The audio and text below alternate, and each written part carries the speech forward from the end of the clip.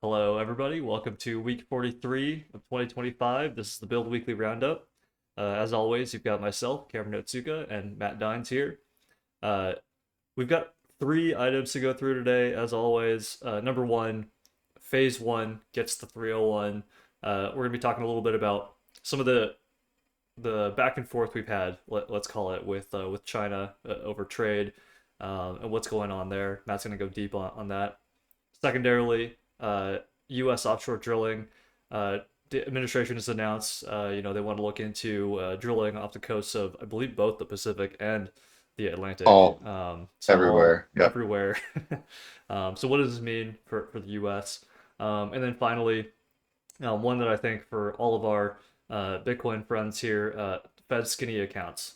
So if you're into stablecoins, I think this is something that you should definitely be watching. Bitcoiners as well. This might enable some things that are interesting down the road here. So let's go ahead and get into it. Matt, I'm curious, maybe set the stage here for a little bit for our viewers a bit. What does phase one gets a 301? Why did you title that section as you did? Yeah. So just so everybody recalls, this feels like a lifetime ago, but January 15th of 2020, right before we got into the thick of COVID, if y'all remember the building tensions, same thing we're in today, this are just like kind of the next stage of, this process of increasing disagreement between the U.S. and China on the international trade and cooperation front. It's been developing for decades, really. I mean, since 2008, we've been working towards this and building up pressure in that relationship. But phase one was that kind of culmination of Robert Lighthizer, um, his work leading kind of through the U.S. Trade Representative Office, a bespoke agreement between U.S. China to try to come to some conditions where the relationship could, continue into its next phase. This is something that has been ongoing since Nixon and Kissinger opened up U.S. and China trade relations in, I think it was 1973. So this is I mean, it's more than, almost multi-decades doesn't do us justice. It goes beyond my lifetime and it goes well into most people's living memory. It's, for most of us around today, they don't recognize a world where the U.S. and China weren't integrated as trade partners. But this phase one of Section 301 is basically the U.S. internally working through the legal process to show that it, not just believes, but like backs up and asserts through this investigation and the findings in this report that would allow the U.S. executive branch to essentially take necessary actions, which are, things we're seeing already happen, but really just give legal backing and, stamp of approval through the U.S. Court system, and then ultimately working up to uh, broader international trade agreements like the WTO. But this investigation opening up is basically like your precursor for the Trump administration to have the documentation and ammunition to take further steps, to what it views as protect itself in the domestic American market, its producers in this broader U.S.-China trade tensions. So it's a formal step. We've seen, since the Liberation Day, tariff announcement, April 2nd of this year, there's been a natural backing, I think, go for a lot, be aggressive, and then pull back, take some ground. There's tariffs, across the board being applied to pretty much every country that the U.S. has a trade relationship with. But there's been some pushback from the court systems, from the judicial branch inside of the U.S., just maybe claiming that, hey, U.S. doesn't have the power, the executive branch doesn't have the power to do certain things here. This Section 301 is basically, one step in providing the justification and the ammo for the executive branch to do not just what it's done so far, but take matters and considerations into its own hands and support that um, through or to basically withstand, you know, a judge or a three-judge committee in circuit court, et cetera, who may block certain things that the executive branch or certain actions that the executive branch intends to take. So this is another step of escalation. It takes place internally, but a Section 301. We've done them before this year. We did one. We've opened one on Brazil. This is a thing for like lawyers to really specialize and focus on. But in the big picture, we cover financial markets here and developments, which means covering international trade and the geopolitics. This is a big development in the process. Basically, it's just another piece of ammo to give the United States, with this White House representing them in these negotiations, more backing to support a position of strength into these negotiations. We've got a big meeting coming up next week at the Apex Summit. We talked about it last week. There's a lot of dominoes that will fall between now and then, but we just laid one of them. And the other one, we won't talk too much about it today, but the Argentinian election on Sunday is also going to be a big one to watch. Yeah. So that result plus this will carry the White House and their representatives. It's actually, head to head in South Korea at the APEC summit that later this week. It'll be Trump and Xi Jinping kind of face to face, not just, their cabinet level delegates. And so then I would assume then this headline here, examining China's compliance with the 2020 trade deal, if they find that China was out of compliance, this would enable the administration to kind of go and take further action. Is that exactly what's going on Yeah, there? it'll give them the backing and standing like within the U.S. legal system to take further action. So yeah, the root cause of this, the phase one trade agreements, were basically like purchase agreements for a certain amount of goods in the phase one in the in the trade agreement that both parties signed in January 2020. The key thing that U.S. is upset about is China has come nowhere near to fulfilling their commitments that they signed up for, especially in the agricultural sector. There's other things going on like respect for IP rights, all that. But the agricultural sector and the imports are like, the most pressing concern. In the last 1 to 2 years, we've also, it's been well documented now. The front page headlines are now well aware and covering this.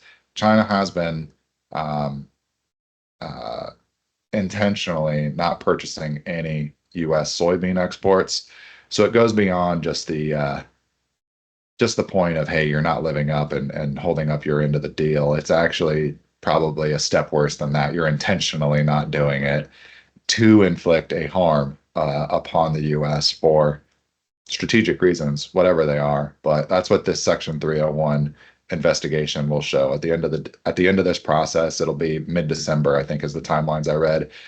You'll see an outline of basically here's the economic harm that's been done. A study will show the dollar amount, et cetera, and then that'll give this administration kind of the legal standing. They've gone through the process through the 1974 Trade Act, I think, which is the governing law behind U.S. Trade regulation and activity, and then that will allow them, like it will give them, it's the right like legal step like through the procedural process to take further action, which will then kind of give them the positive argument they need in the judicial system. Right. So at the end of the day, this is happening. It's actually another escalation. I don't think at this point this is like a relationship. Like everybody has a friend who has been in a long-term relationship with a significant other. They stick together maybe too long, but it seems like in the current form, it's not going anywhere. You can see the writing on the wall. There's not going to be a, a wedding, taking place out of this. So maybe everybody's better off either, kind of reset the terms of the engagement or come to something new, maybe go find other partners, And I think that's what you kind of see this naturally evolving towards. Right. Absolutely. Okay. So All right. then, let's keep an eye on this. That December timeframe is definitely something to put on the calendar. We'll circle back on it once we hear more news there. Let's move then to the second topic here, offshore drilling. I think this Yep. one's really interesting. We've there's been a lot of kind of chatter. I guess just some backstory for folks here. Where Matt and I are in the Pacific Northwest. Generally a pretty blue, staunchly blue area. There was some chatter a while back about opening up some drilling in national parks, things like that, and that had a lot of pushback in this area. So I can only imagine what's going to go on once this kind of actually all kicks off. But yeah, maybe Matt, can you explain, what's the impetus for trying to open up all this offshore drilling now? Yep. So this is really your telegraphing of where the energy markets are likely going to evolve in the quarters to years ahead. I think like you got energy markets where they are right now. I'll talk about in a second, but this is telegraphing where the puck is going to be. In an energy market, you've got oil like WTI, oil futures contract, basically pricing at like $58 a barrel, relatively low. These are some of the lowest prices. We've been in a downtrend since that 2022 um, oil prices, blow off top and peak into the Ukrainian, war escalation starting in February of that year, topping in June. Ever since then, it's been, kind of energy markets have been in a downturn. When I say energy, I mean petroleum products, oil, nat gas, etc. Also, U.S., since developing, shale technology, since the GFC, the U.S. has become a large, actually, exporter of oil and gas products. So, used to be the case from basically, the 1970s up until early 2010s. US was import dependent for its energy needs. Technologies have a way of solving problems, and the US got really good at basically productivity enabling technologies that allowed them to produce oil and gas from shale resources that were previously um, uneconomic, right? So with that advance, US is basically sitting on more energy supply than its domestic market consumes. We're a net exporter, and we're also looking at a low oil and energy commodities products market in terms of price levels. But why would this make any sense? I think you got to broaden your picture here to the geopolitical arena. U.S. is going to continue to be a net exporter of oil and gas, just presumably. I mean, there's a lot of discussion about shale demand or shale production rolling over in the U.S. New wells probably doesn't make sense to develop at current pricing, market pricing for the output commodities, and then also current interest rate environment to finance these products or projects. So it doesn't quite make economic sense for the long term to see the same shale boom we saw in the 2010s. But you're looking at a market that right now is in excess supply. But in the future, if you expect that supply imbalance in the market to contract, as well as the external or global energy markets to face that same supply demand imbalance in the years to longer type of time horizon in the future from where we are now. I think that's where this Trump expansion of offshore coastal drilling starts to click into place. And if you look at what's going on with the Russian export situation, you've seen a ramp up in pressures in the last week in headlines between the U.S. and EU pushing for more, stronger, um, and better enforced sanctions on Russian energy exports. They're not working at all. So if you see, this is a tweet from Anas Al-Haji. If you're not aware of him, follow him because he's one of the best independent experts on just understanding the oil and gas markets globally.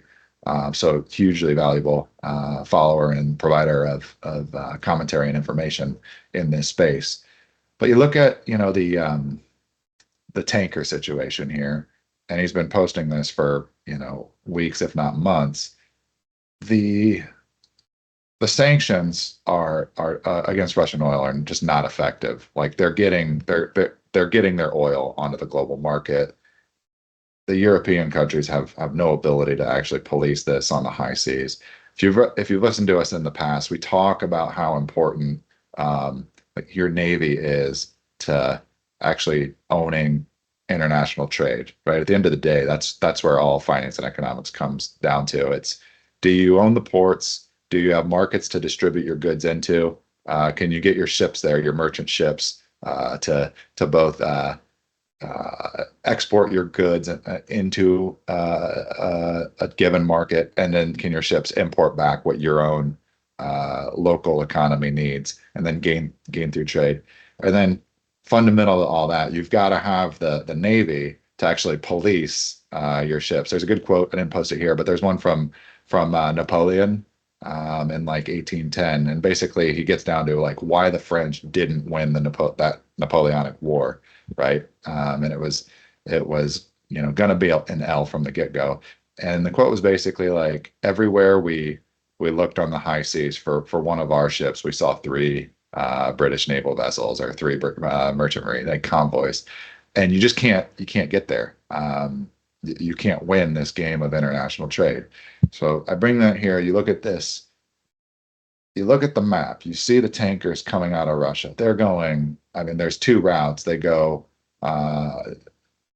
down through towards the Iberian Peninsula through the English Channel, and then they go through the Mediterranean, the Suez Canal into India and Southeast Asia. That's happening. And then there's another northern route they can go around. You mainly drop off into China, other South Asian countries from that direction. But there is no ability to police the high seas anymore by the European navies. It also means the Americans aren't doing it either. So this comes down to a quote from Sir Walter Raleigh. I think that captures this insight. I tweeted it here, but it's, whoever commands the seas commands the trade. Whoever commands the trade of the world commands the riches of the world, and consequently the world itself. That's your unipolar moment, right? If you have the naval strength, that's what enables your strength of the financial system. It's very clear that whoever is running the world right now, the U.S. doesn't have that unipolar command any longer, but it's for darn sure not the Europeans, right? They're coming right through the English Channel, and there's nothing I'd say everything through there, that, right? You'd expect the, that to be easily, in quotes, controllable by Europeans, but it's just not happening. yeah, and you've got key bottlenecks, the English Channel, Strait of Gibraltar. Like there's no defense here. So this just goes into like the bearishness on Europe.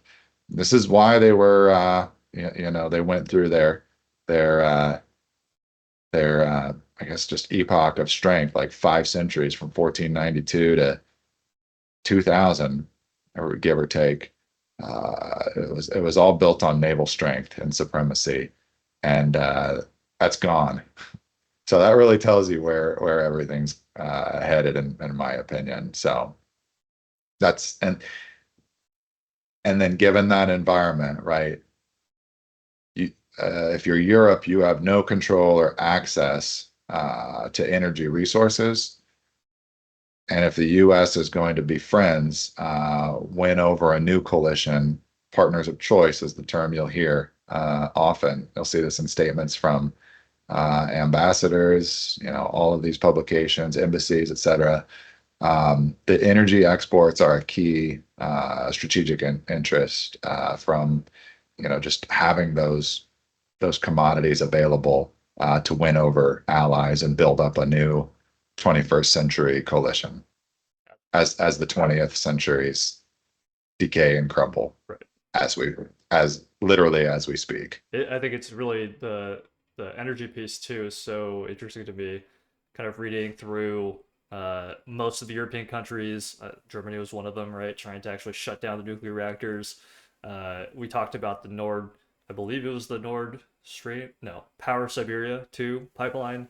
Yeah. Um, Yeah. Same deal, right? You've got all of these energy sources that used to go into Europe or used to be within Europe, and now you're seeing it either getting torn down, literally torn down, or redirected. So it's just continued kind of energy dependence from the European side. So it makes a lot more sense now why the U.S. would want to build up its own independence from that perspective. Yep. All right. Let's get into our final topic. We're going to keep it short this week, but third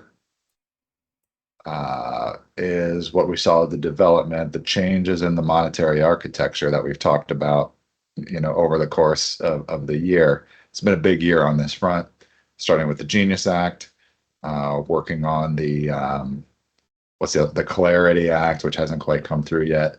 But this week we saw at a kind of conference, I think Federal Reserve hosted, Christopher Waller, basically Jerome Powell's number two most trusted kind of confidant on the FOMC board, um, or sorry, the Federal Reserve Board of Governors, FOMC member Christopher Waller, got up and gave a presentation about these skinny accounts they were kind of starting to consider building out a project for basically the integration of non-bank financial firms and fintechs or crypto firms, et cetera, um, onto the Fed's monetary architecture. So really what it is it's settlement. It'd be pretty much just access to FedWire and FedNow, basically just streamlining settlement of payments so that these firms could access these kind of settlement rails directly rather than coming in on some other member firms, who has a master account on the Fed and basically just parking and utilizing that member firm's charter. So what this would mean from the Fed's abilities, it can actually better regulate this. You'd rather have kind of the upstarts on where the monetary system is heading, build it around you rather than have a layer between you, where these parties are accessing as a middleman and you don't quite know or understand what's going wrong. There's documented cases of banks who've then serviced these fintechs. Like, names aren't recalling me, but we've seen failures of these, where essentially just the accounting technology, the tracking, all of that was poor, and nobody had any oversight. And we've seen, business failures, bankruptcies of these institutions, like U.S. based, and then the customers of these firms are just completely like lost. They're wiped out. Synapse, A lot of times, what was it called? Synapse, Synapse? yep. Yeah, that's the one I'm thinking of. But yeah, it's just been a complete disaster. You've got to pick up the pieces after the fact. No one has any protections, on this, monetary, framework. It ends up hurting your banks as well because there's, if there's a credit relationship, it just turns into a mess. So basically, this is the Fed pulling in the next kind of layer of build out in a monetary system towards itself. We'll see how this develops, but basically, this is what I view as the Fed going through an era of reform.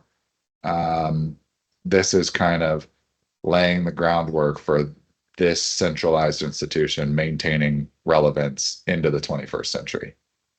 Absolutely. And from my perspective, if you're a stablecoin issuer too, you probably want to have that direct connection. You don't want to have to go through an intermediary for everything who can, charge you higher fees, maybe during certain times of stress.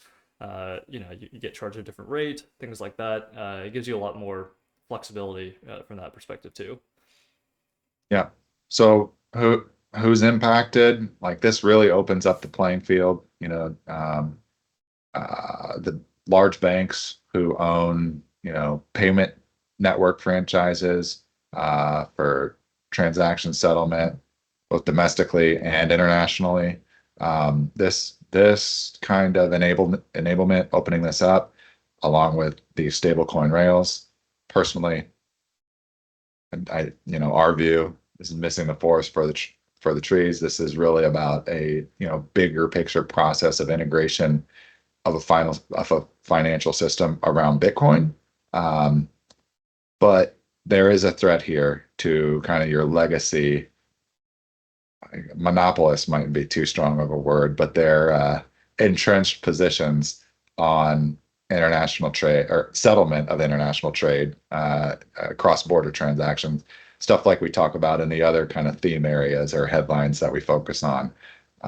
It is a threat. It's an attack surface that opens up for the entrenched legacy franchises. So we'll see how this one shapes up. It's something to continue to watch as this big unfolding of our lifetimes takes place. Yep. And with that, that's it of today's episode. So thanks everybody for watching.